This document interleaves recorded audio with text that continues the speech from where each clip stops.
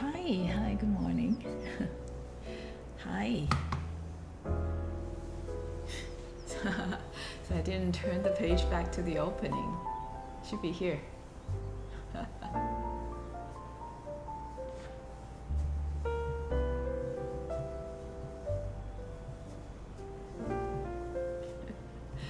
was probably standing in front of the camera all the time.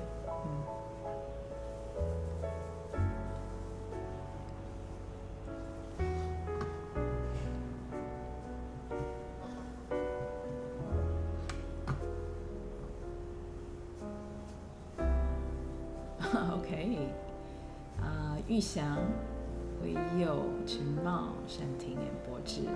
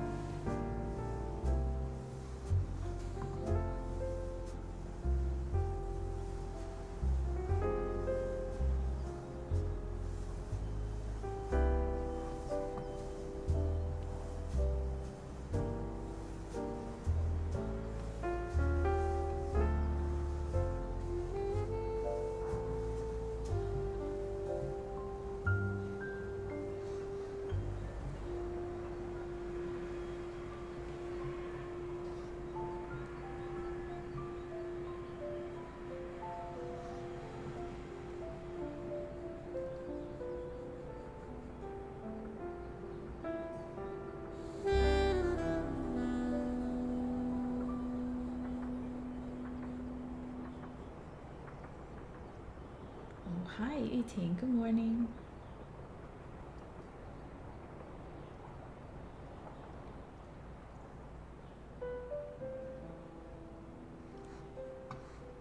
Hi, Livia. I think we are skipping autumn this year, right? So we came quickly from summer to winter, it seems. I don't know about you.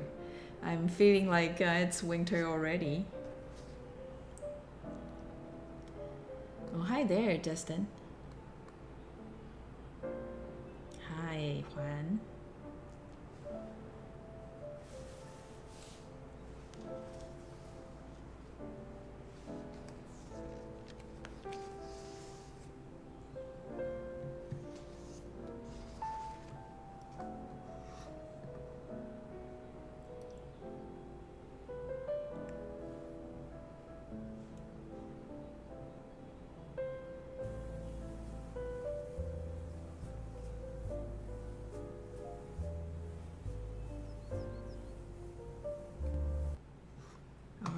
Now let's go ahead and start and look in the announcements. Okay.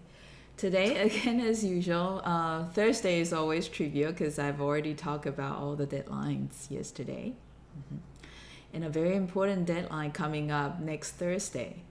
It's the second midterm exam. It's exam number 2. All right. So everything will be the same except the exam scope. So if you go to the exam group, like clicking here, you'll see again the exact date and time, and then the scope. For the PAs, we'll be covering PA 427, and then for the textbook, we'll be covering chapter 2.6. Remember, we did not actually test the entire chapter 2 last time, so we did not actually cover 2.6. So we'll be examining.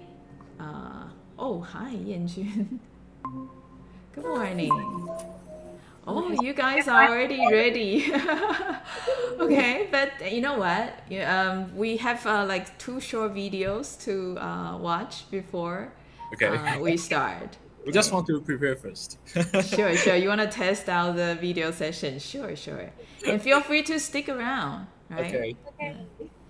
Good. And so where were we? Exam scope. So we'll be testing 2.6 in addition to chapter 3.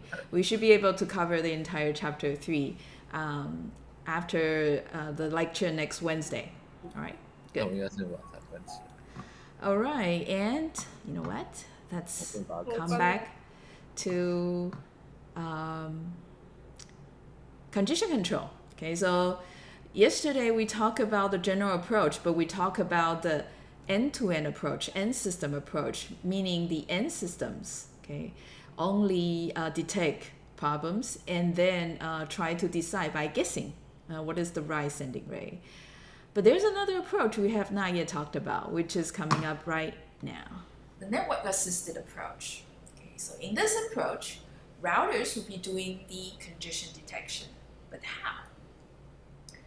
Well, we also need to observe something, but this time we could actually observe something that's very directly related to condition. That's the queue size. Okay, so this is the queue of these packets gathering at the entry point of a router. Okay, so condition is this: sources of the traffic sending data too much, too fast into the network. Inside the network, we have these routers, right, handling packet forwarding. If the outgoing rate is slow and incoming rate is high, then these packets will need to what? Be buffered temporarily, okay, at the entry point of these routers. And therefore, they get a chance to wait for their turn to go out on the outgoing link. If the outgoing rate is slow, incoming rate is high, queue gets long, and free buffer space gets small, right? So queue size or free buffer space, okay, changes of these, okay, are good indications of a congestion occurring. Now, routers, however, are the devices in the middle. Okay, how do the routers inform the sources so that the sources know that they need to serve them? Yeah, this is the way it's done. Okay, so there are these bits, special bits, okay, inside the packets. So when these packets travel through a router, and the router is so busy, queue size is so big, or free buffer space is so small, these bits get turned on. Okay? And when the packets arriving at the receiver, receivers can check these flags or check these bits and then inform the source of the data, the sources of the packets. Okay. Now, in Internet, okay, the TCP/IP protocol suite, okay, yeah, let me explain. Yeah, TCP is actually a transport layer service, okay, but sometimes we also call the transport layer the TCP layer. IP is actually a network layer protocol, and therefore sometimes we actually refer to the network layer as the IP layer. So TCP/IP here is actually referring to the Internet protocol stack because the transport layer is running TCP. The network layer is running IP. So these two are the very typical classical protocols that are running, okay, supporting the operation of the Internet. So in TCP/IP or in Internet, we have these special bits, and we call them the explicit congestion notification bits. So when the router inside the Internet, the queue size gets large enough or the free buffer space gets small enough, we set the ECN bits on. And therefore the receiving end, the TCP receiver there, seeing the ECN bits on can inform the source to send them. Now that is how the routers in network-assisted approach detect the congestion and notifying the source of the congestion. What's nice about this approach is this. The routers there observe exactly how much free space there is, okay? And dividing by the number of flows that's going through, number of connections that's going through. Hey, routers can also be more explicit, telling the receiver to inform the source. Now, set the sending rate to this size. Set your sending window size to a particular size, such that we will not be overwhelming the router buffer space. Just like the flow control mechanism, right? Receiver there observing the receiving buffer, depending on how much is free, set the sending window size accordingly. And voila, problem solved. Receiving buffer will never be overwhelmed. Similarly, the router's receiving buffer here will never be overwhelmed. All right, so that was the second approach. In fact, at the end of chapter 3, we'll be talking a little bit more about the alternative, the network-assisted approach. There's one mechanism, and there's one version of TCP that implements that. Okay, but for most part of section 3.7, we'll be talking about the congestion control, the end-to-end or end system-based approach implemented in the TCP we're using. And let's start by looking at TCP's congestion control in the steady state, in the normal state. Okay, or there's a formal term called the congestion avoidance state. Okay, so this is normally how TCP does rate adjustment. It's called AIMD. And we'll take a look at an example of an end-to-end based approach, TCP's congestion control mechanism. And TCP does it this way. The sender will increase the sending rate gradually if there are no packet losses detected. But as soon as there's a packet loss, we drop the sending rate drastically. So point number 1 here. Packet loss is used as an indication of network congestion in TCP. Point number 2. TCP is actually implementing a trying, failing process to discover what is the proper sending rate. Now, by sending rate here, I'm adjusting. In TCP, it's implemented this way by changing the sending window size. You see that the sending window size is a limiting number of bytes we can send out within one round trip time. Therefore, increasing the sending window size is increasing the sending rate. All right, the exact process of doing the trying and failing is called the additive increase multiplicative decrease, or AIMD to be short. So AI describes the increasing process of the sending rate. So this is done by setting the window size and such that it increase 1 packet per round trip time. And the decreasing part is this cutting the window size to half of it, okay, after detecting a packet loss. So you see the increasing part is slow and linear. The decreasing part is drastic, multiplicative. So additive increase, multiplicative decrease. Okay, linear increase, multiplicative decrease. So if I show the sending window here over time, we'll see when there are no losses, the window size is going to grow linearly. As soon as we hit the loss, we drop the window size drastically to half of it. So additive increase, multiplicative decrease. So each of these AIMD episode looks like a sawtooth. And that is why people often say TCP's window size change over time shows a sawtooth behavior. One thing I want to add is this. We say we increase the window size by 1 packet per round trip time, but TCP sequence size is counting data by bytes. Window size is therefore also counting the maximum amount of data we could send out by bytes. So what do we mean by increasing the window size by 1 packet?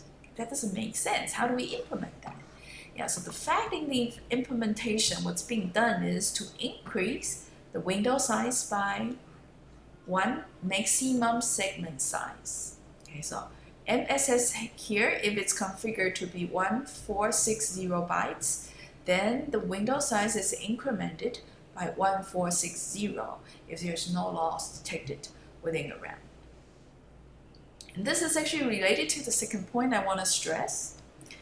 Yeah, you see here, the full name of the sending window is no longer WND. It's actually called the congestion window size, CWND.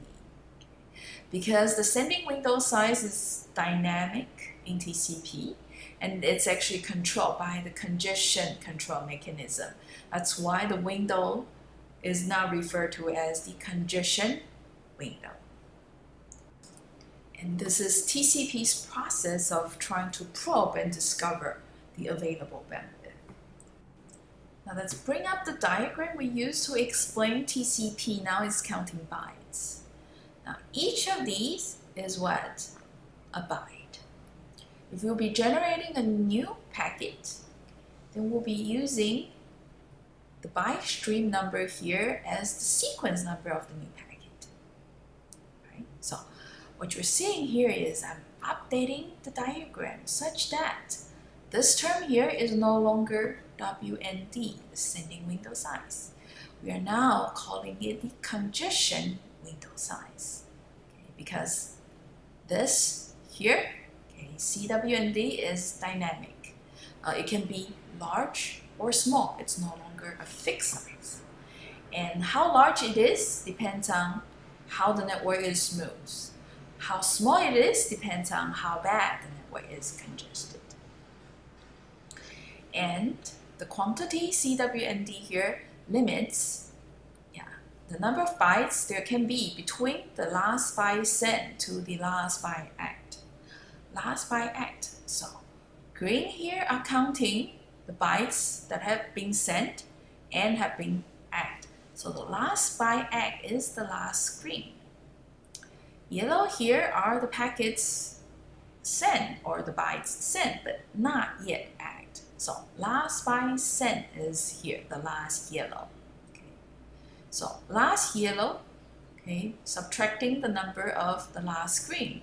That means the number of yellows. Okay. So CWND here limits the number of yellow bytes there can be at best. Last. So we say TCP's congestion control is done by controlling the sending rate or changing the sending rate to discover what is the right one. We already mentioned earlier that is actually implemented by changing the window size, changing the congestion window size, because the sending rate is essentially the congestion window size divided by RTT, because within a round trip time, we can only send these many bytes. All right, so now you see that window there is exactly how TCP is controlling the sending rate.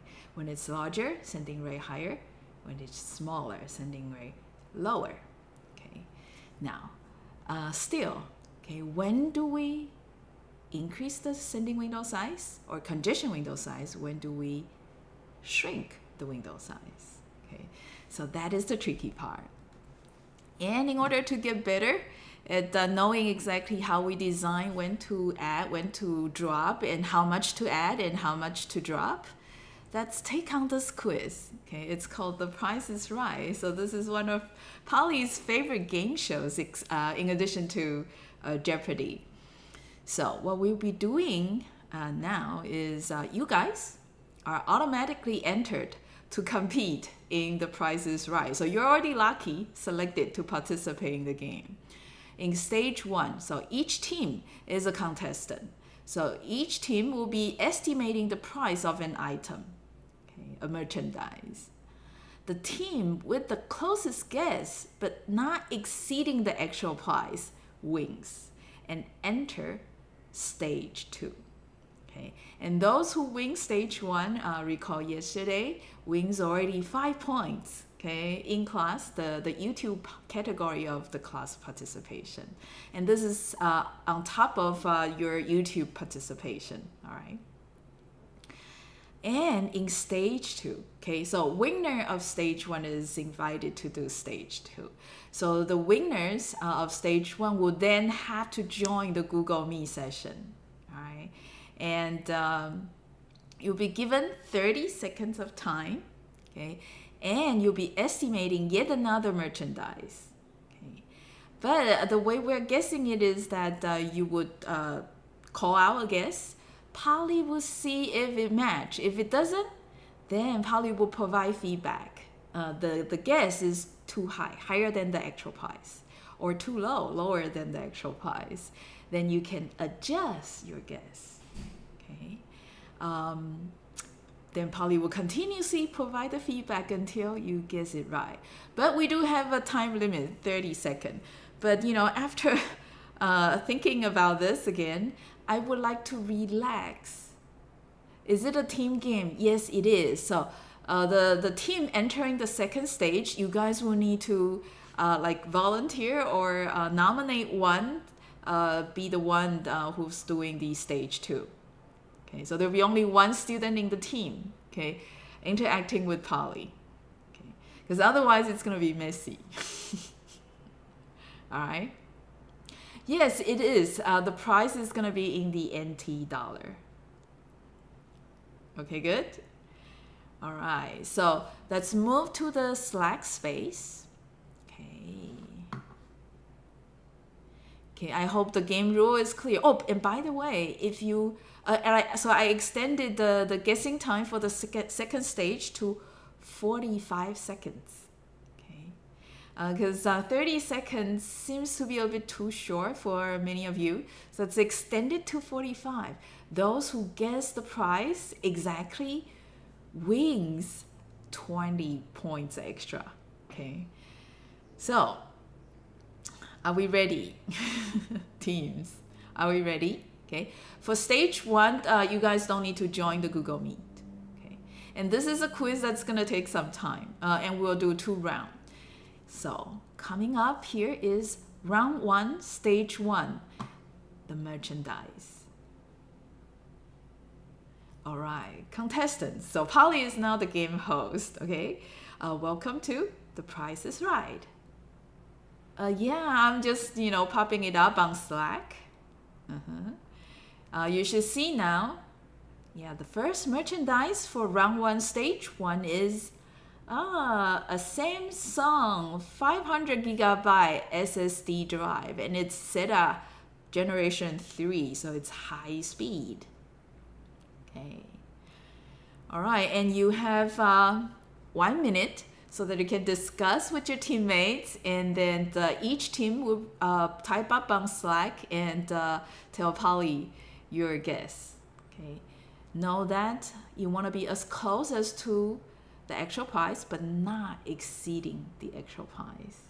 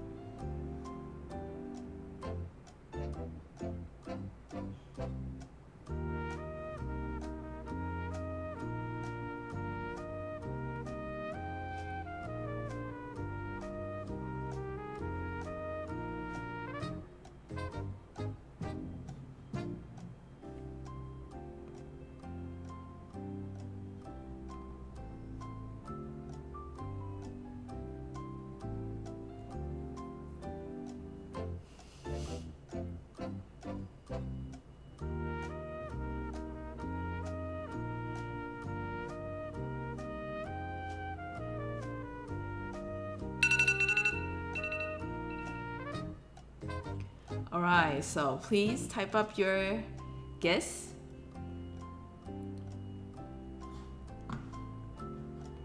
NT dollar, please. Internet allowed, yes.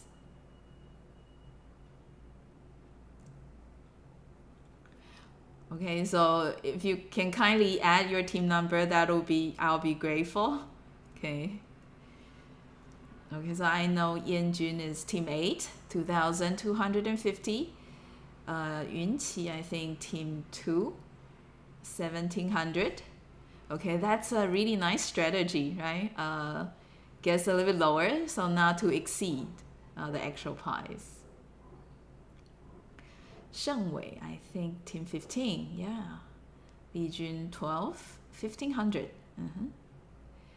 Youwei team 4, 25, 17. Oh, some of you guys actually guessed the same price. All right. Okay, all done? Good. All right, so Polly is now posting the actual price. Okay, last call. Well, hey, what if we have winners, 2 winners? Okay, 2 teams guess exact price, and they are also the closest and below the actual price. Well, let's worry about that later. So now let's bring up the actual price.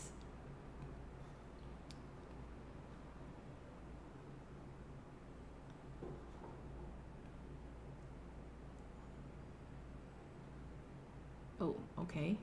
What happened? Let me try again.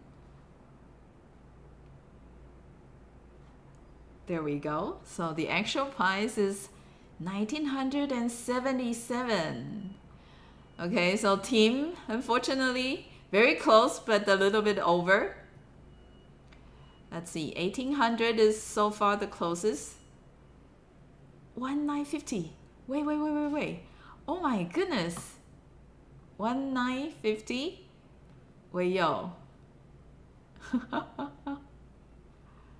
Wow, okay. Team 4, 喂yo. Now you're invited to enter stage number 2. And Team 4, 喂yo, you have already won 5 points. And this is also winning for your teammates as well. All right, so Wei Yo, would you like to join me on the Google Me session?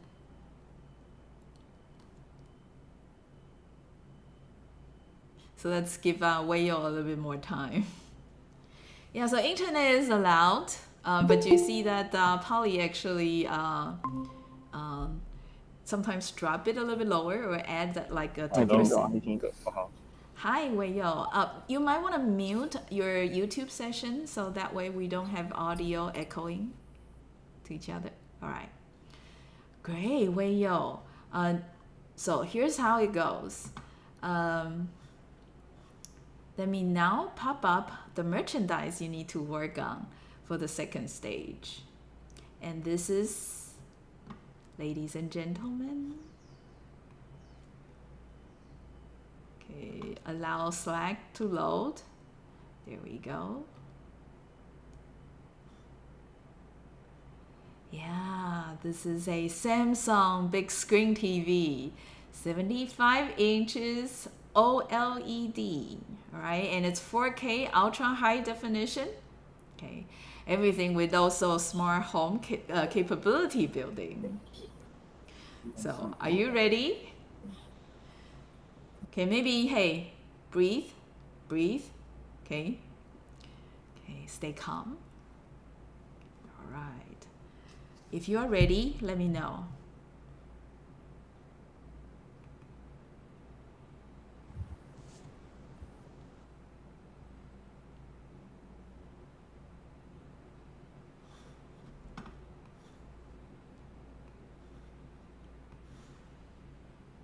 Okay, ready yet?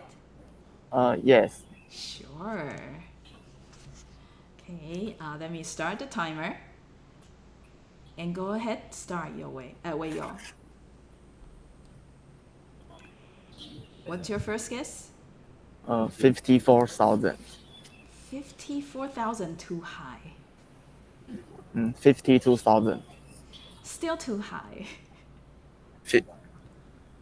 48,000. 48,000, getting closer, but still too high.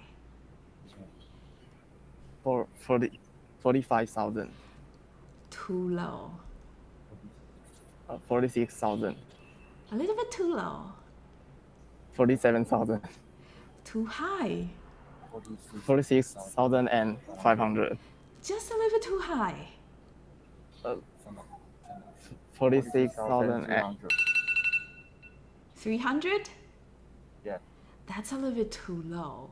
But let me allow you to guess one more time.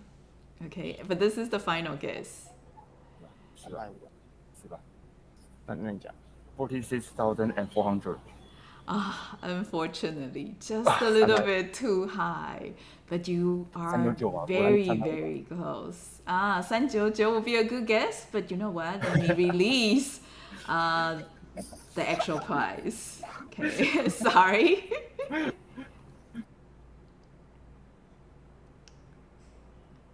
It's 46385. You see, you're very close. So if I give you like 2 more or 3 more guesses, you are probably there already. Okay. Oh, sorry, Team 4, you did not get the 20 points, but you can participate in the second round of the guessing. All right. Great. You guys did great. Now, guys, now we enter round 2, stage 1. And the merchandise coming up is this guy here.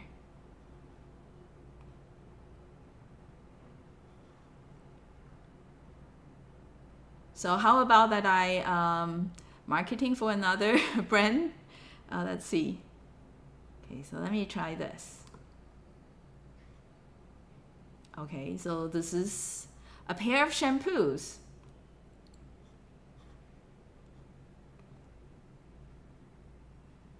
There, very straightforward. The Pentium shampoo. Okay, extra moisture, and 2 of them.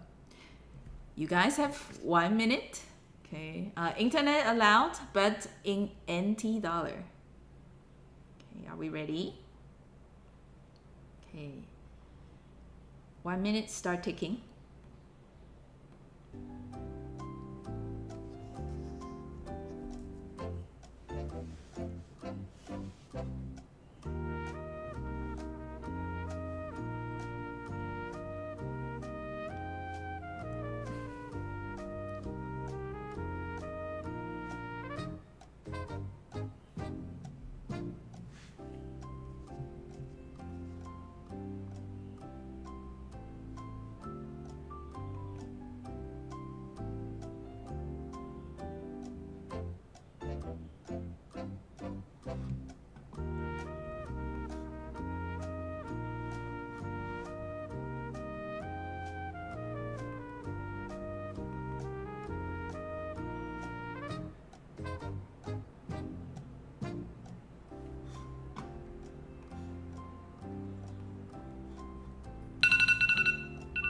Oh, time up.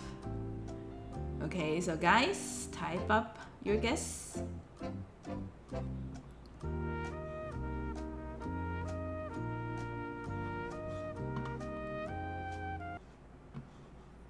All right.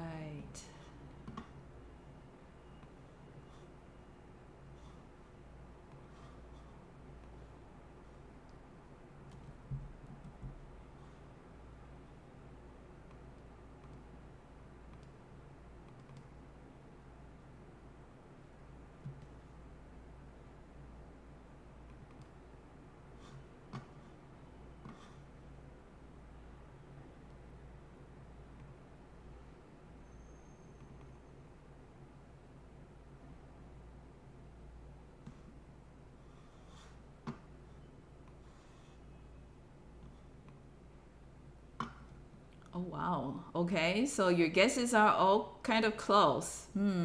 Really nice. Good. All right, no more changing. Okay. Yeah. Good. So let's walk through. Team 4, 720. Team 8, 290. Team 2, 200. Team 3, 345. Team 15, 300. 6, 220. Team 8, 350. 12, 450. 10, 650. 13, 330. Oh, 388. Okay, that's a really lucky number. Okay, I'm rooting for you, Team 13. Okay, hope you guess it right. Jieming, Team 7, 340. Probably too exciting, right? Whether this is a good thing in the morning, I'm not sure, but I certainly get you guys' attention. Team 5, 310, and 14, 320. Now, let me release the actual prize. Let me see, where's my shampoo?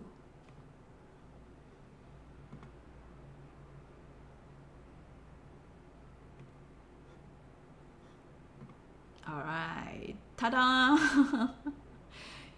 The actual price is $354. Okay, let's see who's the closest. Okay, no changing. 354. I thought there was one guessing. 350, right? Yan Yo, you are very likely the winner. Shu Quan, you are just a little bit too low. Team 1, please join me at the Google Me session.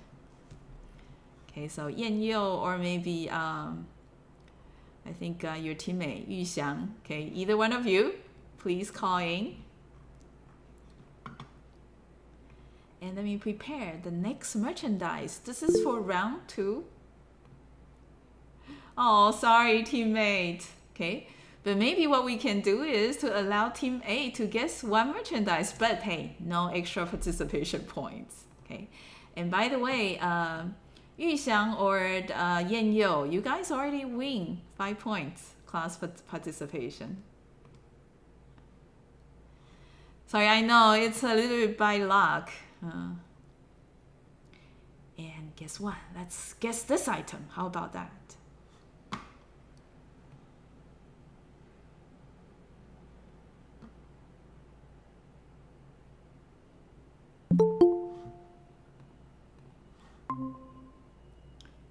Okay, Yu Xiang, again, try to mute the YouTube session for now.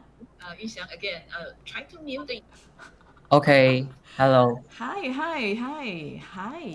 Wait a second. We are just discussing how to cooperate with my teammate. Oh, really? Okay. Hey, guys. Hey, it's okay. Stay, working in harmony in a team. Okay, so it's not worth it getting the 20 points and then you have a fight with the teammate. All right. Okay.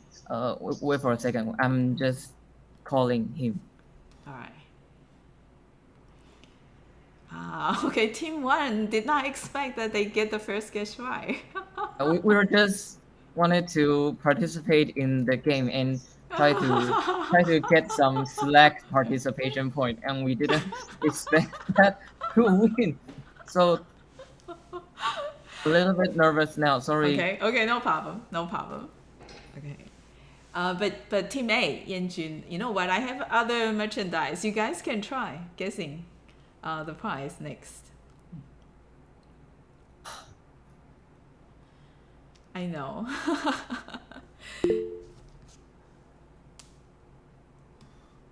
Hi, Polly. When we are discussing with my teammate, because I'm using the Sure. the messenger, can I use Chinese to Yeah. So during your discussion with your teammate, sure. OK，周英佑，你准备好了吗？来吧，直接。 OK 来吧 OK。but when I'm making guessing, I could only use English, right? Yes, please. Okay. Please. Okay, I know that's probably the reason slowing you guys down. Okay, but hey, otherwise I will make it shorter. Otherwise, it's not challenging enough. All right, good.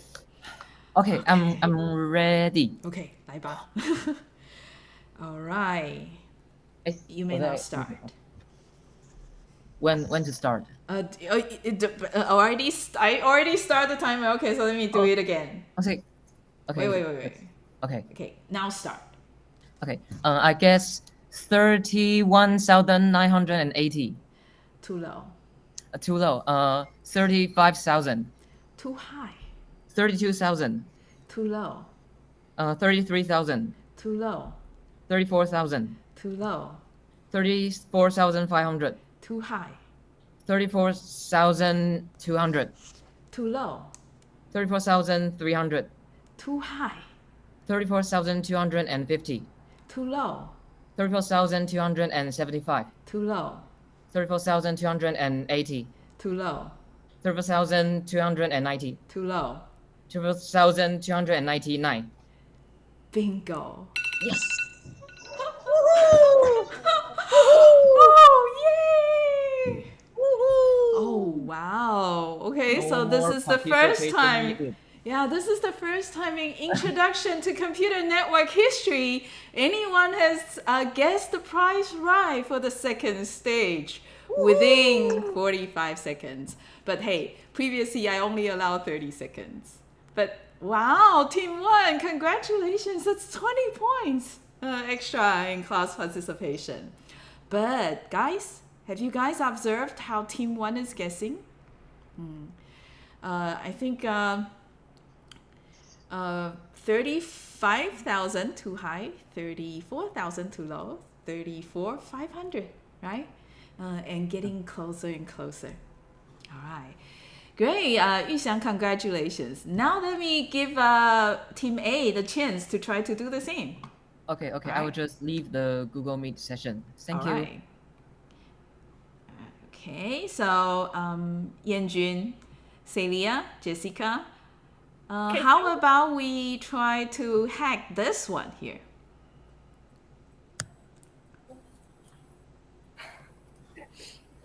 So Team 1 was trying to estimate the price for PS4. I'm sorry, PS5. Okay. But you know what? It's really hard to get a PS5. But PS4, oh, oopsie. Oopsie, sorry. So then this one doesn't work. Okay, so, aw. Okay, so we'll need to try another one. Let's see. What else do I have? Okay, how about the toilet paper? Okay, good. I don't have the solution out yet, so the actual price is not up there. Sorry. Yeah, Polly is a little bit monkeying myself. 不要查，直接猜。 All right. 我是有一个区间。 Okay, so this is the #1 brand name in US, the toilet papers, and this is what? Extra strong and heavy duty. And we do have many rows here, so I think it's 18 family size row. That's about 90 regular rolls. So this is quite a lot of toilet paper. Okay. All right, it's probably a little bit harder to guess. A little bit challenging. 91.85，从啊多少Okay, you guys, Somehow getting some idea from somewhere. 不是很累。 Maybe we should start with 900. I don't 给 know. 你给念了，我觉得念幼稚。 I'm bad at speaking English, so 就9到1000，就你要再都给你了。 wow. Okay, are we ready to start? Okay, again, don't fight. We'll try our best. OK， Okay, and this is just for fun. Okay. All right. Counting down. 3, 2, 1, go. 950. Too low. 1,000. Too high. 960. Too low. 970. Too low. 980. Too low. 999. Too high. 990. Too low. 992. Too low. 993. Too low. 995. Too low. 996. Too low. 997. Too low. 998. Bingo. There you go. That took so long. But you know what? You are guessing it the way very much like TCP is doing. Dropping fast, but when you're increasing, sort of incrementally doing it. We did. Yeah, because doing binary search in real time is a little bit hard, isn't it? All right. So hey, you guys did great. Unfortunately, you don't have the 20 extra participation points, but you guys get the Google Yeah, we Meet. had fun. Yeah. Thanks for having us. All right. Good. And I think I get my points too. Yeah. So essentially, what TCP is doing in AIMD, right? Additive increase, multiplicative decrease. Okay. I mean, one can of course do multiplicative decrease and multiplicative increase to the half of the range. And that would actually make it quicker, much like binary search. But TCP decided to do AIMD. It's a little bit more tractable. And if they do an additive increase, it's a little bit more friendly to the internet. Because the reason that we need to multiplicative decrease is because, hey, we are seeing packet loss. And we are causing already congestion, right? We are already dropping down. We don't know quite yet what is the right sending rate. So how about we slowly increment, okay? Additive increase until we see another loss, okay? Very good, and that takes us to another design component in TCP. So I actually introduced AIMD by saying that this is how TCP is adjusting the sending rate or adjusting the congestion window size in the steady state, okay, which is called congestion avoidance. So you're probably guessing also that, hey, in TCP, there's also a initialization state, the initial state, okay? In the initial state, we actually call the state the slow start state. You will see next exactly how it works in this video. Something that's a little bit unusual in TCP's process of discovering the proper sending rate is this. There's an initialization phase, and the mechanism is called the slow start.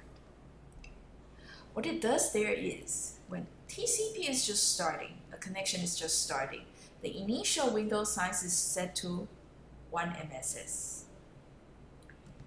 And the increasing pace is no longer AIMD, it's actually what? Doubling the window size per round trip time. AIMD is what? Increasing the window size by 1 MSS per round trip time. Wow, so that's actually quite aggressive, isn't it?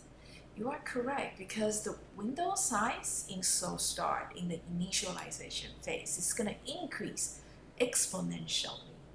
Because every round trip time, you double the size. Every round trip time, you double the size. As opposed to in AIMD, every round trip time, you increase by 1 segment size. Every round trip time, you increase 1 segment size. Right? So, yeah, the initial rate, very, very small, 1. So the slow start is actually referring to, yeah, the initial window size being, yeah, the lowest possible. but the increasing rate is actually exponentially fast. Okay, so this is actually the part of design in TCP's condition control that can confuse you a little bit. It's so star, but it's actually increasing really, really fast, right? So the intuition says this is fast start, in fact. Yes, you are correct, but the slow here actually meant the window size, the initial value is a very low value. The last point I want to make is this. Doubling window size per round trip time in the implementation is actually done this way. Window size is incremented by 1 after receiving an act. So look at the illustration I have on the right. A is the sender, B is the receiver. A originally in slow start having a CWND of 1 MSS. That data packet will go, receiver here will send an ACK back. Host A here being the sender, receiving an ACK will do what? CWND plus plus, and the increment is 1 MSS. As a result, it was originally 1, now 2. Therefore, sender here can send 2 segments in MSS. So these will go and generate 2x coming back. Sender here receiving 2x will be calling this line twice, therefore 2 will become 4. Similarly, 4x comes back here, and this will be called 4 times, therefore the window size becomes 8. And the next round, 16. You see an exponential increase here, right, by a factor of 2.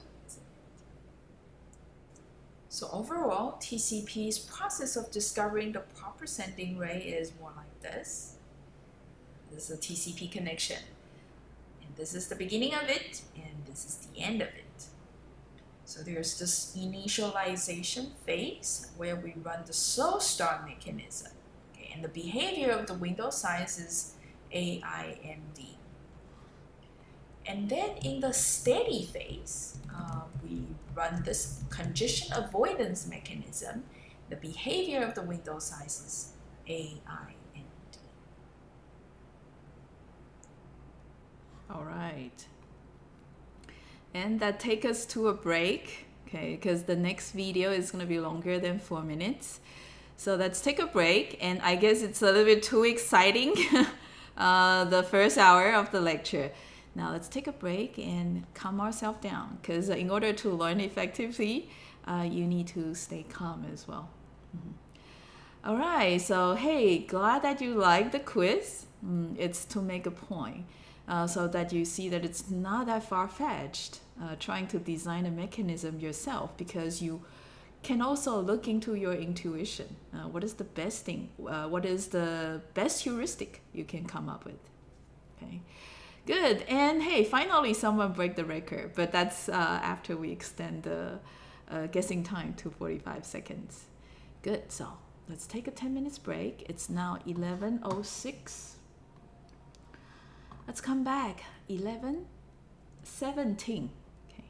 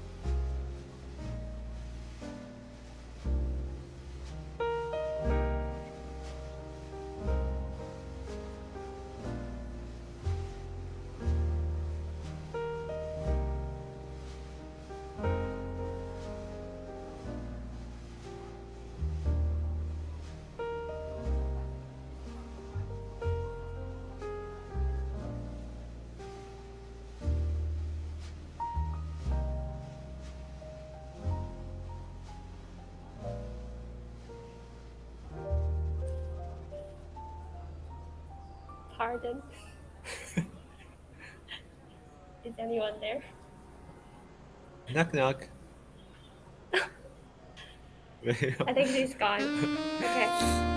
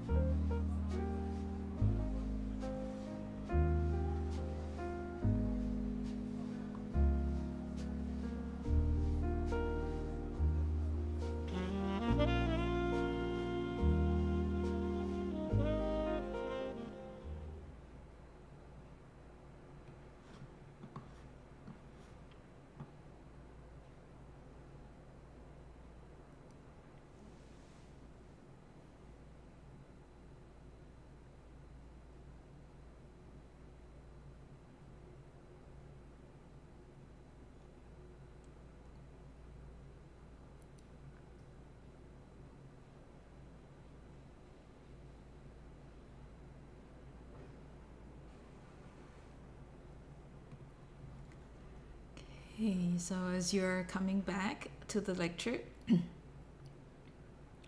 let me just share that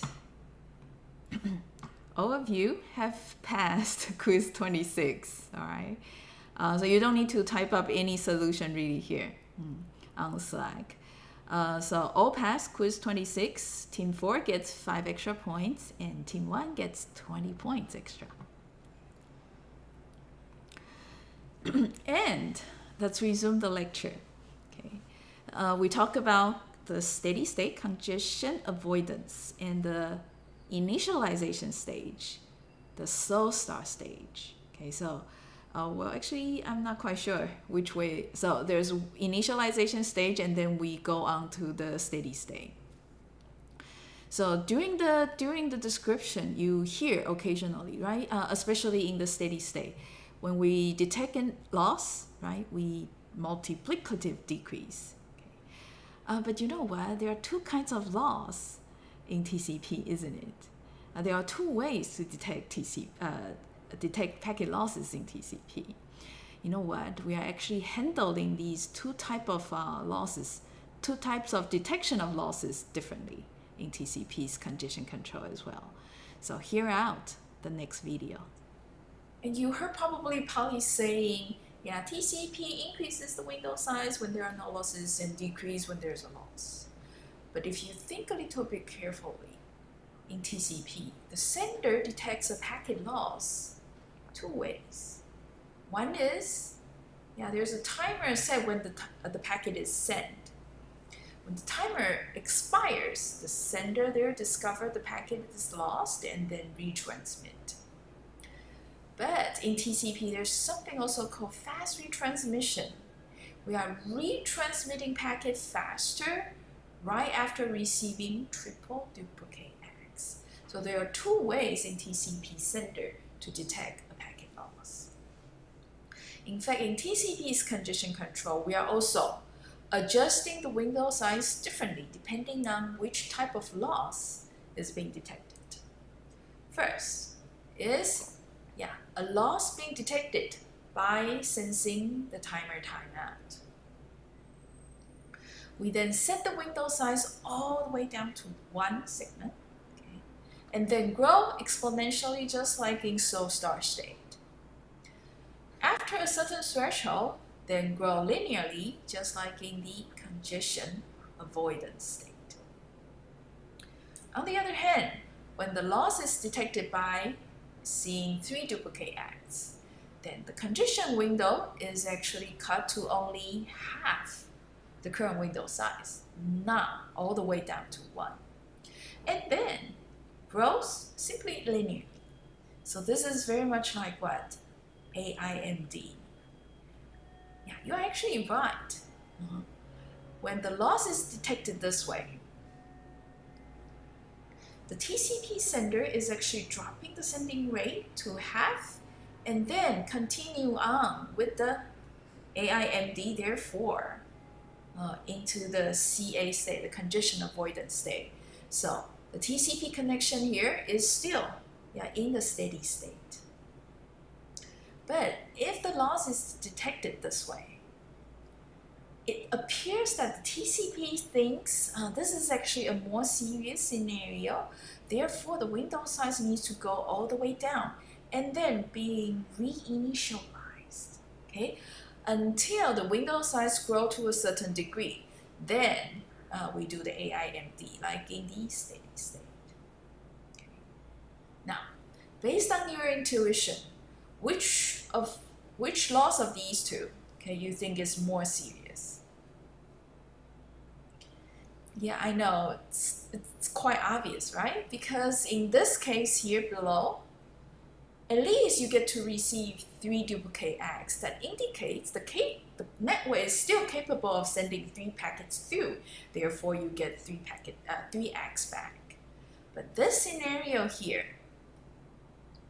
at the top, you don't get any data through, you don't get any data back, or you get only 2 duplicate acts back.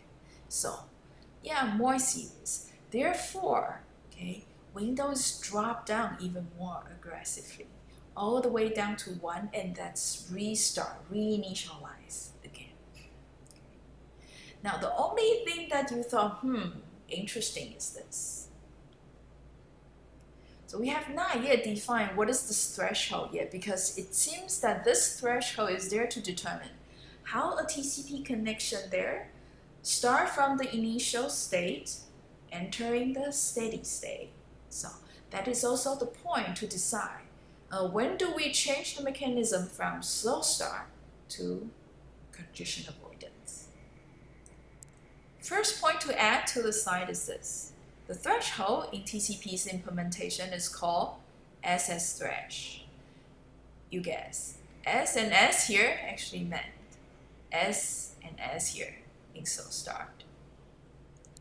Second point, the whole mechanism differentiating how we adjust the window size depending on the type of loss being detected is implemented in TCP Reno. Yeah, I know. TCP designers is a bit weird. They like to call different versions of TCP with names instead of using a number. So Reno there is essentially the version 4, TCP version 4. There's another version of TCP, TCP Tahoe. So this is actually the first generation. So what's being designed there is this. The loss, no matter whether it's detected by timeout or 3-tuple-K acts, the window size is adjusted the same way, always down to 1. That means Tahoe there is very, very conservative. Whenever there is a loss detected, the sender always go down to the lowest rate possible. And that might be a bit too slow based on experience, therefore in the second generation. The designers begin to say, hey, maybe in this easier case, okay, at least we see 3 data go and then 3 duplicate X back. It's not so bad. Let's only cut the window size to half and then remain in the congestion avoidance phase. All right, good. Let's hear a little bit more about making the transition, because that SS thresh there is also dynamic. It's not a fixed value. So what I'm illustrating here is TCP Tahoe's window size changing over time. At the beginning, window size set to 1 segment. And then slow start, right? This is the initial phase. And therefore you see exponentially fast growth, a concave curve. And this is going to go until we hit the slow start threshold. That's when we exit slow start and enter congestion avoidance, where we do AIMD, so additive increase. At this point, we detect a packet loss due to 3 duplicate acts. But in Tahoe, we'll just drop the window size back down to 1 again. And then slow start again, a concave curve, until we hit the threshold again, and then AIMD again in the congestion avoidance state. Now, what's in Reno is, however, when we detect 3 duplicate acts, a packet loss, what we do is more simple, where we just reset the window size to half of the original window size, which is 12. So we set it to 6, and then continue to grow the window size AIMD, such as in the congestion avoidance state. Okay. Now, by looking at this plot, you also see, hey, we are switching from the slow start to the congestion avoidance state using the threshold. At the beginning, the SS thresh is initialized to a fixed value. But afterwards, you see the SS thresh is also changing. And when we detect a loss, when we need to reset the congestion window size down to some lower value. When that happens, when the packet loss is detected, the threshold here is also reset. And the value is set to exactly half of the window size before the packet loss is detected. So SS thresh is set to half of the window size just before the loss event. Okay. So in the TCP Reno's case, it's convenient. We set the threshold to the half of the window size, and we also set the window size to half of the earlier window size and continue to grow like this. So it's also saying passing the threshold and then this connection in the congestion avoidance state.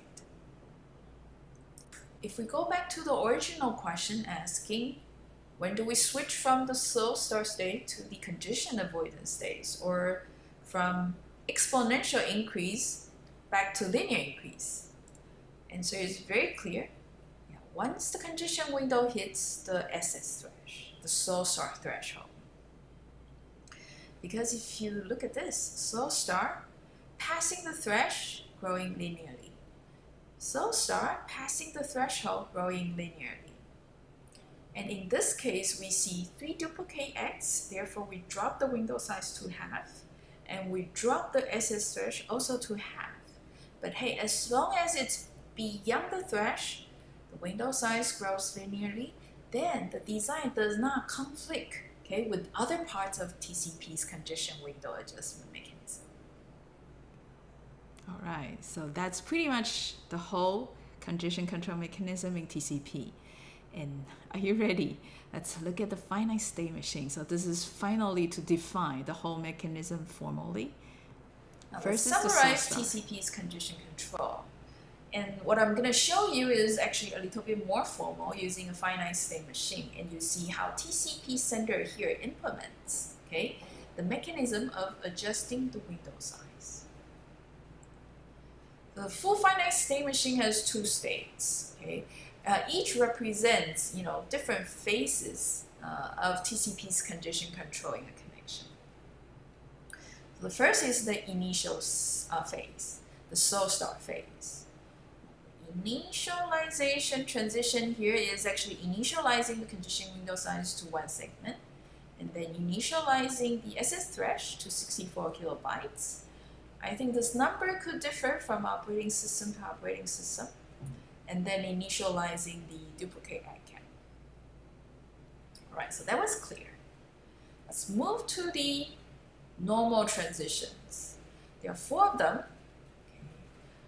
If you look a bit closer, the top 2 here are actually the transitions handling the cases where the sender receives X. The bottom 2 are the cases where the sender detects losses.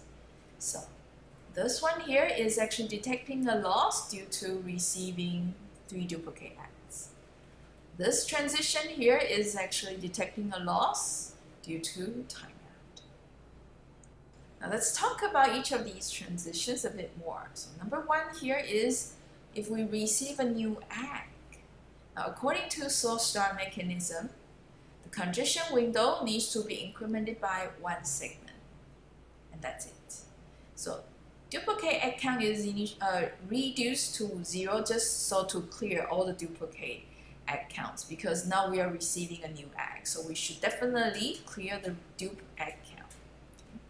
And at this point, then we employ the rest of the sender's mechanism, the RDT part of it, so that we slide the window over and then send new segments.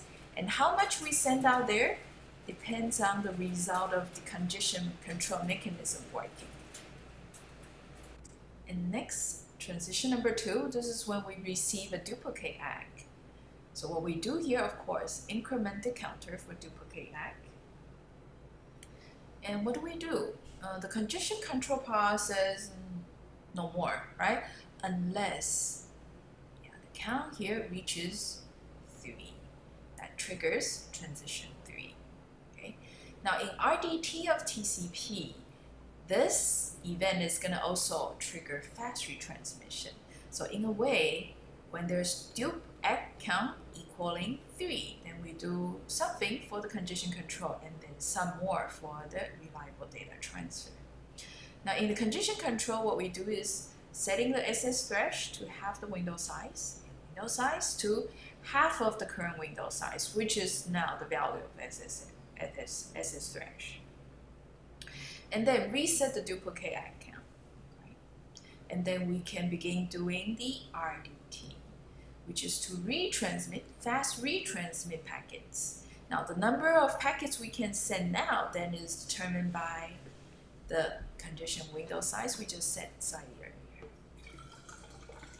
Transition 4, this is also packet logs, but this is packet log detected by having a timeout.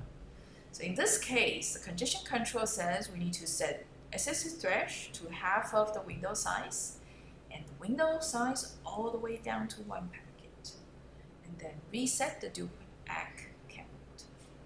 And then from here, the RDT mechanism, which is what, to retransmit the missing segment. And because this time, in this case, congestion window is set to 1 packet, therefore we only retransmit 1 segment. Okay, no matter how it is, how many packets have been sent, how many yellow packets or yellow bytes are there in the sliding window, right? All right.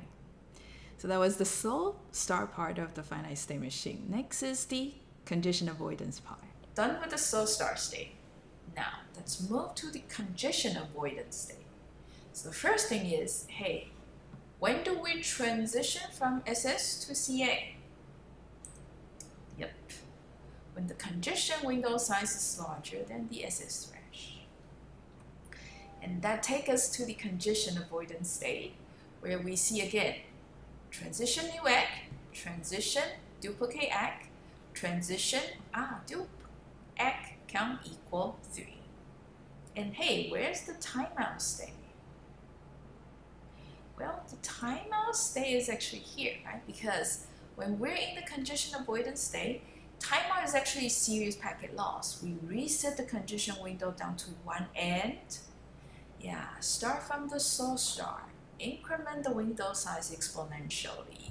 Start from the slow start. So we need to do a state change in this finite state machine, going back from CA to SS. Okay. And otherwise, all these the same, just like timeout event. Similarly, for dup ACK count equaling 3, all the same, all the same. Okay. Actually, similarly for dup ACK, just incrementing the duplicate ACK count. But the last one, the new ACK, wow, we need to be careful here, all right? Because in SS versus CA, when we receive a new ACK, meaning no loss, we actually increase the window size differently. So yes, this is why you see here. In SS, in slow start, we're incrementing the window size by 1 segment per ACK. Here, we need to increase the window size by 1 segment per round trip time. So be very, very careful here. This is receiving an ACK, not, hey, checking and we see that there's 1 round trip time elapsed. So we need to figure out exactly the amount to increment to the window size so that after 1 round trip time, the increment will be exactly 1. And how do we do that? Think this. If the window size is CWND and the packet size is MSS, how many packets will be out in 1 round trip time? This many, isn't it? Okay. And after all these packets come back in, the increment of the congestion window should be 1. That is saying we cannot be incrementing the window size by MSS. We need to increase this much. Okay?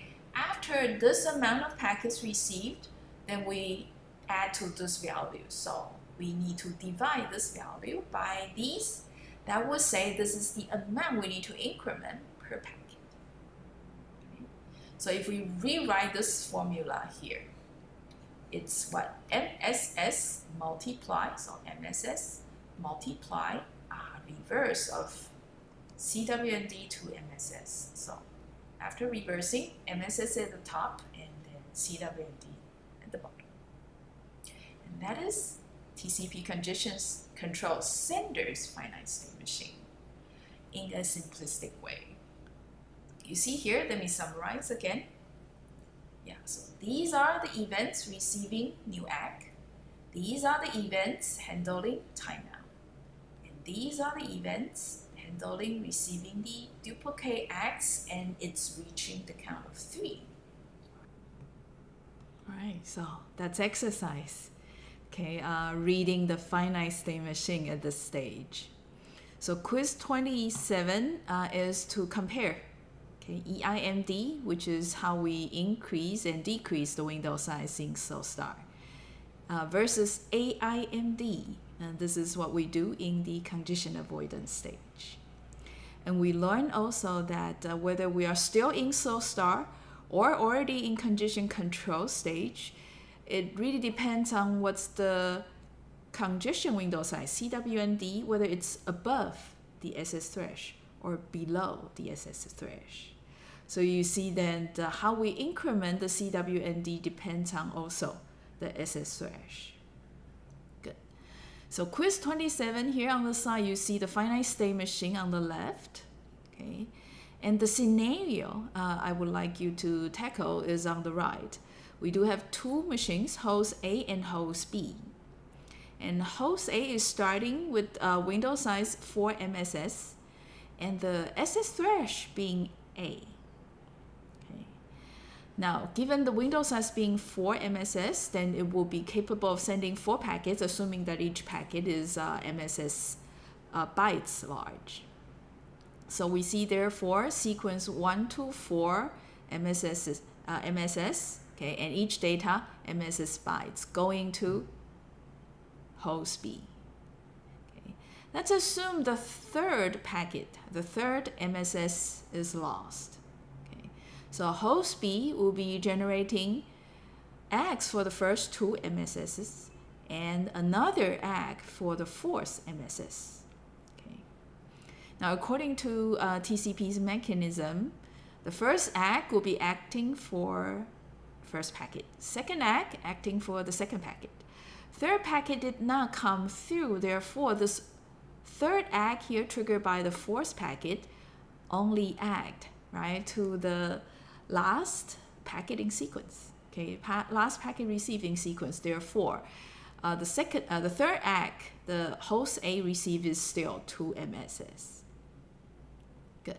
But these are not the questions. The questions are, okay, given 2 different values of SS thresh. So Q1 here asks, okay, if A equals 8 MSS. So if the value of A is 8, what would be the value of B, C, and D? Okay, so B is the congestion window size after receiving a fresh acknowledgement, a new acknowledgement. C is the congestion window size after receiving the second new acknowledgement. D is the window size after receiving a duplicate ACK, because the second packet has already been ACKed before. Okay, so if A is 8, that means this connection is still in the slow start state. Okay, so according to slow start state's rule, how do we increment B, C, and D? Okay, can you tell the value of B, C, and D? Q2 is saying that if the value of A, the threshold, is 4 MSS, oh, then this connection, okay, is already in the congestion avoidance state, isn't it? Then, according to the rule, we increment the congestion window size in the congestion avoidance state. What should be the value of B, C, and D? Okay. Good. You'll be given some, I think, 8 minutes to work on this. Okay. So let's go ahead and work on it.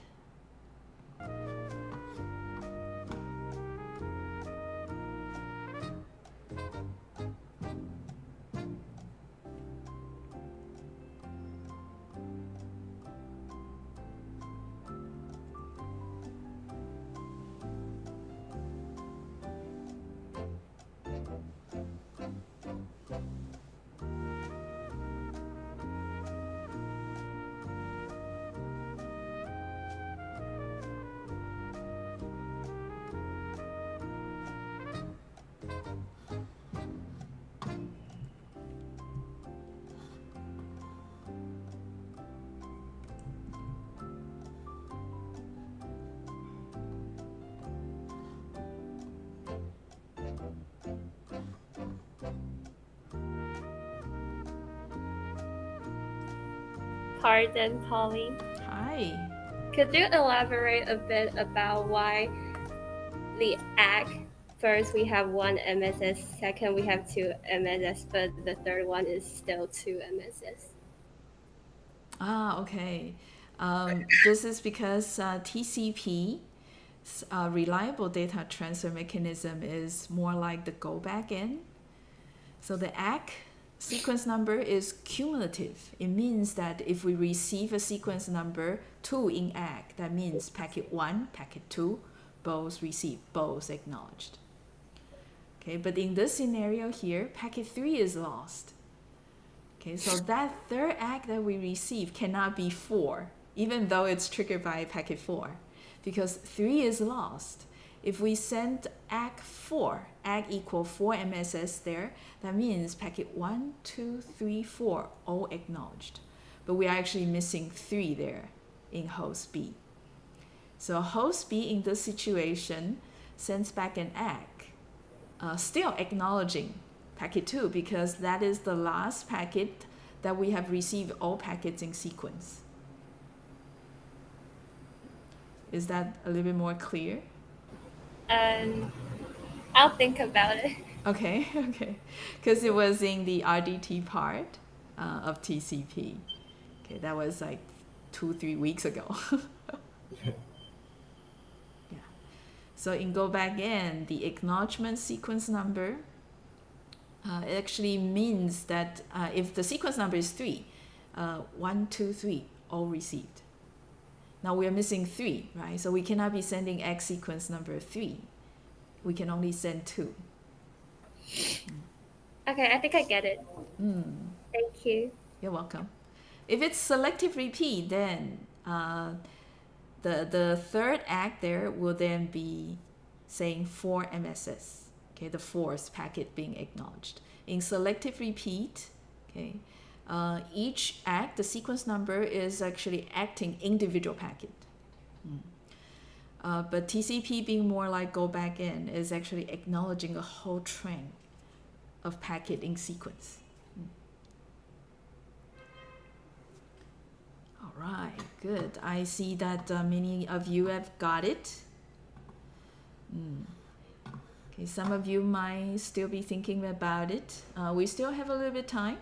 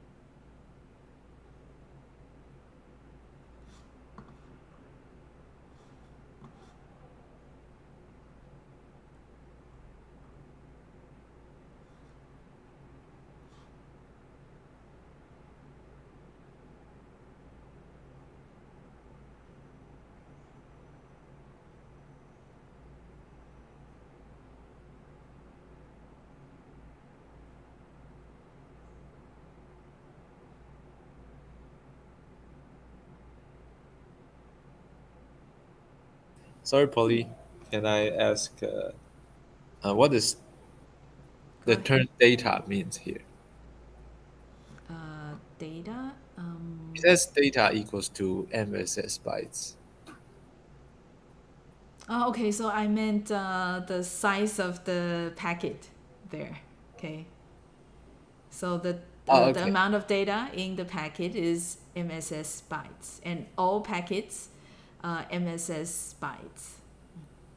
Yeah, sorry, I should probably make it a little bit more specific, the packet size being MSS bytes. Okay, I got it. And the sequence number here indicates the sequence number for each packet, right, is from 1 to 4 MSS. Yeah, for each packet, because in TCP we are counting the bytes. Yes. So yeah, so And mhm. I thought the X should be the first the byte number of the first expected Right. packet. Right. So you are right. To be precise, it should be one MSS plus one. You're Huh? right. Wait a minute. I thought it's like two because it, the sequence number say one ms and I Oh, send another one, so the okay. start of the next one is two, right? Uh, Am I right? well, I mean, hey, this is a very good question because MSS there is actually a number. Usually the default is 1460, the maximum segment size. Okay. So host A here, yeah, I understand this is a little bit fuzzy how I post it because the first packet, the sequence number should be 1. And then the size of the data will be MSS. Okay. Then host B here sends back acknowledgement. The sequence number there will be MSS plus 1. Okay. Oh, I think I get it. I no. The thing is, I thought the sequence number is like one MSS, two MSS to four, rather than one to I see, four I see, I see, I MSS. see, I see. Okay, yeah, sorry for the confusion. Yeah, Okay, yeah. So, okay, I can actually, I should probably write it down to be more precise. or maybe to separate it Yeah, to yeah, according yeah. to the four different. For each packet, yes. Yeah. Okay, thank you. You're welcome. Wow, but yeah, okay. Many of the teams still hacked through what Polly wants to say here. Okay, much appreciation here. Good. Okay, so I guess Q1 is straightforward, isn't it? Right, because we are incrementing the packet size by 1 per act. So if let's see, what's the, so B is the condition window size right after we receive the first acknowledgement, right? So originally for MSS, then we should increment it by 1 packet, which is MSS. So that will make it 5 MSS. Okay. So many of you guys say 5, 6, 6, and the unit is MSS. Yeah, so 5, 6, 6. Okay, so if it's so star, it's very straightforward. You just add the window size by 1 packet size. Now for the second case, because when SS thread is 4, because we are in the condition avoidance state, we are not quite adding the condition window size by 1 for every act. We want to add 1 a round trip time. But currently we have 4 packets in a round trip. That means for each acknowledgement, we only increment by 1/4 of the packet, isn't it? So you guys get it? 4 plus 1/4, okay, of a packet, because then there'll be 4 acts coming back because the current window size is 4. Adding 4 of 1/4 is 1. So 4 plus 1/4, okay, is B, the condition window size. Next will be what? Okay, the condition window size plus 1 over the current condition window size. And so on and so forth. But because the third act is a duplicate act, so when we receive a duplicate act, what do? Yeah, we do not change the condition window size. We only increment the duplicate act count by 1. Good, so you see that many of you also say D remain the same as C in Q2. Okay, very good. And that allows us to move on because we are not quite yet done with the finite state machine of TCP. There's actually a hack, much like when we were talking about the reliable data transfer mechanism in TCP. There are delay ACK being a hack, fast retransmission being a hack. For condition control, there is also a hack. It's called fast recovery. This finite state machine, now we walk through it. It's kind of symmetric and clean, relatively easy to track. This is also the mechanism implemented in the TCP Tahoe, the version 1. In TCP Reno, it's actually being extended. So the hack here is called the fast recovery. Now, this version looks substantially complicated, but let me tell you this, hopefully makes it a bit simpler for you. The only transitions that are actually touched from the previous finite state machine are just these. Okay, the case where the dupe ACK count reaches 3. So previously what we do is this. We set the SS thresh to half the window size and the window size to SS thresh. But now, okay, in Reno, we actually add 3 more segments to the window size. So we are actually a little bit more generous about setting the window size. And the logic behind this is, hey, if we receive 3 duplicate ACKs, that means the channel between the sender and receiver, there's enough capacity to allow 3 data segments to go. Although out of order, still triggering duplicate ACKs to come back, right? So 3 spaces, therefore generating 3 duplicate ACKs. So there's enough capacity, right? So we don't have to go all the way down or half down. So as long as, hey, we're seeing, duplicate ACKs, that means the capacity is still there. Maybe this is just a very, short-term condition, short-term precondition, okay, happening. So maybe we just keep, pushing a little bit more, and when this short-term outage or short-term condition goes out, then we can come back to normal. Okay, so this is the logic behind the fast recovery mechanism here. So after adding 3 more segments to the window size, we enter the fast recovery state. And stay in the fast recovery state, we apply the same logic. As long as we receive a duplicate ACK, we continue to increment the window size, because being able to receive a duplicate ACK is because we allow 1 data to go out, right? So this is going to be repeated until what? Until we finally get a new ACK back, or all these extra packets we send out by being more generous about the window size somehow get dropped in the middle, meaning the congestion is not short-term. It's a bit more pathological, persistent. So we will run into timeout here. In this case, drop the window size to 1, feel free. But if it's in this case, it's okay. Then we can just, reset the window size to normal, which is half of the window size, and then go back to the congestion avoidance state, and then begin linear increase again.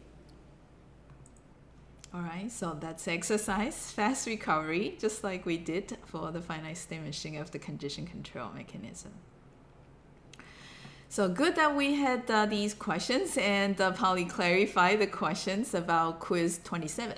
So 28 is simply that, hey, look at the finite state machine on the left. We now have extended the simpler version to include fast recovery. All right, and let's assume that A is 4 MSS. Okay, the threshold is 4, meaning we are in the condition avoidance state. Can you tell the value of E and F? So by the way, B, C, D, we have already derived in the quiz 27. Okay, what I'm asking is, okay, if you observe, okay, when the host A received the first 2 ACKs, we're actually adding the window size, and as a result, we'll be able to send more data. So there will be 2 data going out to host B, and host B will continue to send acknowledgement back. Okay, and guess what? These 2 acknowledgements will all be carrying sequence number what? 2 MSS, because packet 3 is still not yet received. So the last ACK arriving at host A here should trigger what? 3 duplicate egg, right? And therefore we enter the fast recovery state. Okay. So quiz 28 Q2 ask, okay, if this is TCP with fast recovery, what will be the value of E and F? Okay. Now Q1 is the simpler case. Let's assume that we don't have fast recovery. Let's use the simpler TCP finite state machine. What will be the value of E and F?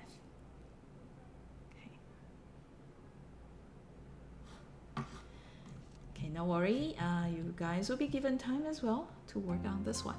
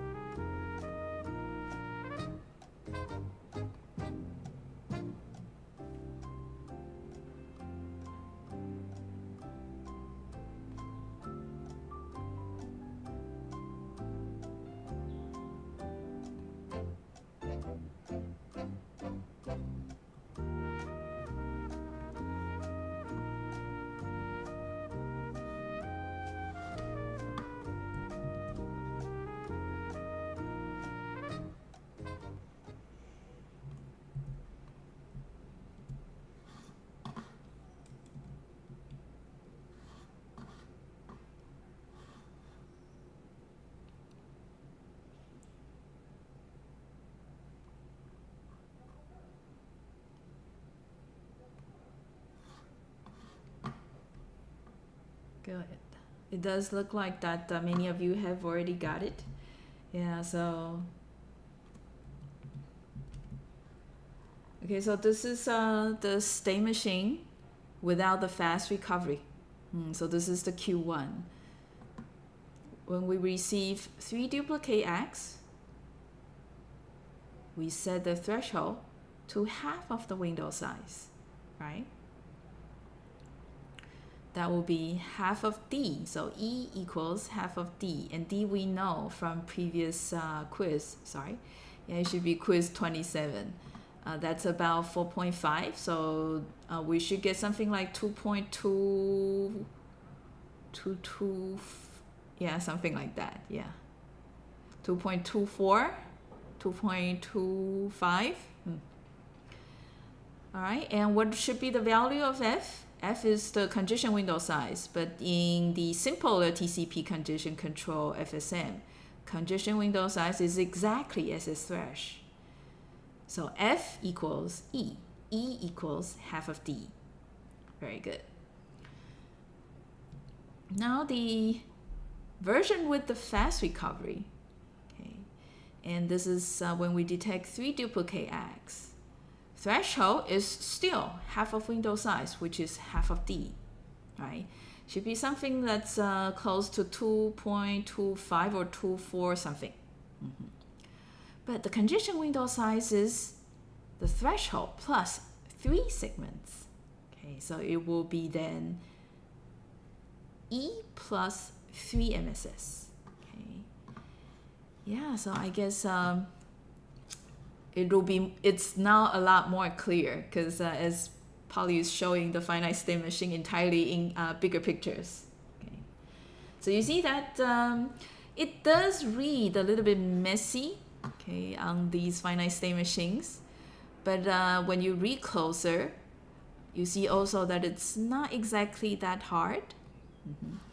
And we see also, okay, many of you have got it right. So for example, team 10 from Ide, without the fast recovery, yeah, E equals half of D. And F equals the SS thresh, therefore equals E. And yeah, that's the value we already have from quiz 27. In fast recovery version of TCP's condition control, E is still the threshold, which is always half of the window size, whether it's in the simpler version or in the fast recovery version. Okay, so E definitely always half of the window size currently. And the new window size, previously just the threshold, but currently the threshold plus 3. All right, perfect. Very good, you guys have all got it. Yeah, so this is the trouble teaching the finite state machine because there's too much detail and you guys can easily get lost in the detail. But if you stay calm and then check out the finite state machine in full, you will see that it's actually not that tricky. Very well, and that's all for the for this week. Okay, we have some 4 minutes left. But the remaining videos are a little bit long because these extra videos are some more advanced topics about improving TCP, okay, or investigating other aspects of TCP, such as fairness. We'll talk about these and that network-assisted version of doing congestion control. So trying to send notification in the middle of the network and trying to find out exactly what the sending rate should be in the middle of the network. Okay, that's called the ECN version of TCP. That is unfortunately never really taking place. So it will be a version of TCP that is just for us to know. There used to be one like this, but never agreed by the community being deployed widely. Okay, so feel free to post any questions you have, and otherwise, we'll call it a day now.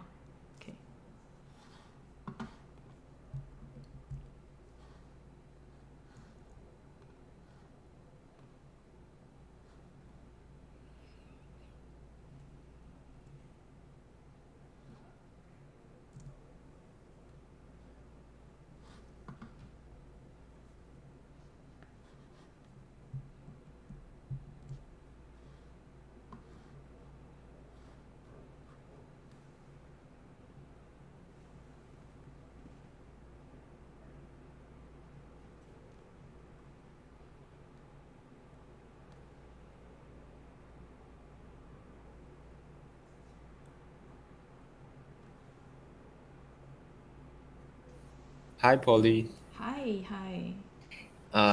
Okay, a few questions. Sure, So first sure. one is regarding the previous quizzes. Mm-hmm. I wonder if the byte count starts from 0 or 1. Very good question. Yeah. Um, um, I mean, it really depends on the setting. Okay. Of course, one can always assume that the byte count starts from 0 or 1 or something else. Uh-huh. Um, I think what you were asking is probably that in quiz 27 and 28. Yeah, about the picture. Yeah. Because that way I don't have to say the ag is for 1 MSS. Because to be precise, I should be saying that the ag sequence number is 1 MSS plus 1. Because that's exactly how TCP is generating the sequence number for the ags. Yeah. Yeah, but this is a minor question. I So. think it's a good suggestion, but in the form of a question. And we have some questions regarding the PA7. So Sure. we're wondering if it's okay to, because Of course. maybe you would like to see the codes for the issue. Yeah, it will be easier if you share the code and I can look at it. Because it's a little bit hard to describe code in a way that's really precise. And it's also hard for other people to debug by just hearing the description. Yeah, I know, So I but think but yeah, my question is whether we should do it online or we just go to your office. I think it's okay to do it online because you can share the screen. I can see the code. And you guys can see the code as well, so we don't have to bunch together and look at the small laptop screen. Okay, so all right. If you don't mind, you can share it here, but then other students see the code. So Yeah, we, Yeah, that's fine. it's That's one fine. of the concerns. yeah, so maybe we can start another session because the office hour is coming up. Okay. So why don't I take the question from Boris because he might have questions he wants to ask, and after we resolve this side, then I can close the stream, and then you guys can then show the issues you run into in PA7. Okay, no problem.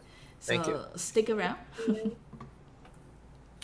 Okay, Boris, do you want to ask something? Yes. Go ahead. So I just saw exam 2 on Slack, exam 2 section, Right.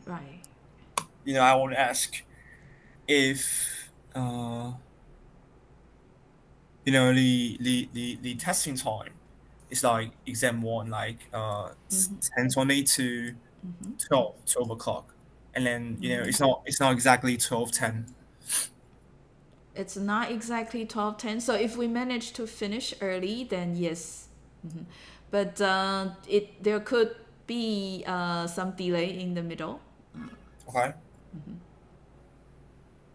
So, So it will not be fully like 110 minutes, like the description above. okay, so let me go to the exam 2 description. So this is the time duration you might be occupied, but not necessarily the time you're working on the exam, because you guys know, right? Actually, starting from 10:20, we'll be calling the names and checking the IDs, and that process can take an indefinite amount of time. All right. Yeah. And then the exam scope will not be changed, right? I mean, it's like PA47 and chapter 2.6 and the whole chapter 3. It will not extend or something. Unless we did not manage to cover the rest of chapter 3, otherwise there will not be a change. Meaning there will not be any content in chapter 4 being covered in this exam. Okay, got it. Thanks. All right.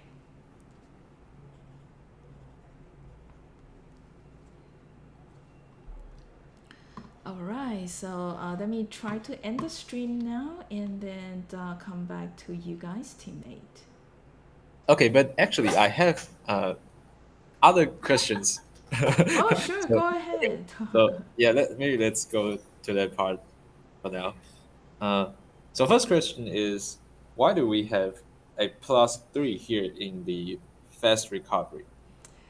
Very good question. That is saying, so if we extend the window size by 3 more packet, that means as we are receiving the 3 duplicate X, we can send more packets out. Okay. You see, if we set the threshold and then reduce the window size to half, because that's typically half at least. So by adding 3 is to allow for more packets to go and trying and see if the packets that's missing finally get through. Yeah, but the +3 seems to be kind of Random. yeah, and I don't know, is it necessary? That's a very good question. I'm not quite sure if there's any study that tried to measure and examine how useful that +3 is and whether +4 will be better or +2 is sufficient. But the spirit is that because once we get 3 duplicate egg, we shrink the condition window size. That Yeah. actually makes it harder for the delayed packet or a lost packet to get recovered. So the idea is to add some extra window size. In the meantime, we reduce it to half. Okay. But I thought the idea is kind of like we have, because it's kind of like some packets is dropped, just some, not most of the entire window size. So do we really need that big window size? Because the bigger window size is, the more retransmission take place, right? And if only a small portion of packets needs to be retransmitted, then the retransmission outs are kind of like wasting of the bandwidth. So Right. I see what you're saying. So 3 might be a little bit too high if just one packet is lost or stuck. You might be right. Because I think generally what we could think about the fast recovery is more. 3 is somewhat a ad hoc number that people decide. We don't know whether it's exactly 3 packets lost in the middle of the network. And so if we increase window size by 3, so we could try to recover for those 3 lost packets. It could be just 1, but it could be more. I guess one can further fine-tune fast recovery so that it makes more sense, intuitively speaking. okay. So yeah, the 3 here is kind of like the 3 duplicate egg. Yeah, That's so we wonderful. get 3 duplicate. So first of all, receiving 3 duplicate eggs mean we have already a train of packet out. And there's a gap somewhere. But the rest of the train arrived. Therefore, they all triggered duplicate acknowledgement. So there's a gap, but we are not quite sure how large the gap is. You are correct. I would guess maybe there will be some study people can do to try to measure the window size of a TCP session over time. And they can probably take like the average window size, okay, and subtracting the number of duplicate eggs, then those are probably the size of the gap, and that will make sense. That's the average size of the gap. So we extend that, and so we allow recovering of these packets. Okay. But I guess that the variation is very likely large, the condition window size that people see in a TCP connection. Because, for example, now I'm using wired internet. I can imagine the window size can go really high if I'm sending big files. But maybe next second running into some delay or packet drop, then it dropped quickly down to half of it. So the sawtooth behavior, okay, in a way is suggesting that the congestion window size is varying quite a lot in a TCP session. So nobody actually sort of challenged this number 3, okay, in the community, probably because everyone kind of know that if we use another number, we don't know whether it's appropriate either. Uh-huh. But the spirit is fine. Yeah, the idea is good. Yeah, Just yeah. like technical details. Right. Yes. I guess if we look at all of these detailed design in TCP, there are many sort of quantitative decisions of these quantities. For example, threshold. For example, hey, the timeout interval. They can probably all be fine-tuned to some degree. Exactly. And the number, the setting that we find the best 10 years ago might not be the best nowadays. So you are asking a question that's a little bit advanced, whether these default settings can be further improved, okay, better done. By the way, there are still quite some people trying to improve TCP's performance. Uh-huh. In the IETF? In IETF as well as the research community. Okay. Because nowadays we send video over HTTP and TCP. Yeah, It's definitely not what was Very anticipated. Yeah. And so I think people are often revisiting, rethinking. If we use TCP all that often to get away from being blocked by firewalls, because firewalls very often they have default setting blocking UDPs. UDP, yes. But most of the applications try by sending data or video or audio through UDP, and if it's blocked, then they turn to TCP. So in a way, still nowadays we send not just files, web objects, but also audio, video streams over TCP. Okay. So there are actually a variety of proposals. If you Google up TCP Tahoe, TCP Reno, those are version 1, version 2. There are actually a lot more. Yeah, I tried, and I was trying to understand what the name stands for. right. Yeah, so I think there are a couple of versions. I think, for example, TCP Vegas. So they like to use these vacation resort location names for the TCP's versions. Vegas, I think it's a RAID-based mechanism. So Tahoe, Reno are window-based.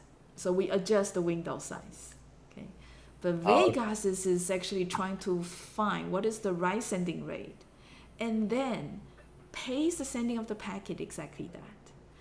Okay, instead of having like a window, and whenever there's an empty space in the window, push the packet out, because you could have a train of packet going out simultaneously, almost simultaneously, and that might not be good. So yeah, TCP.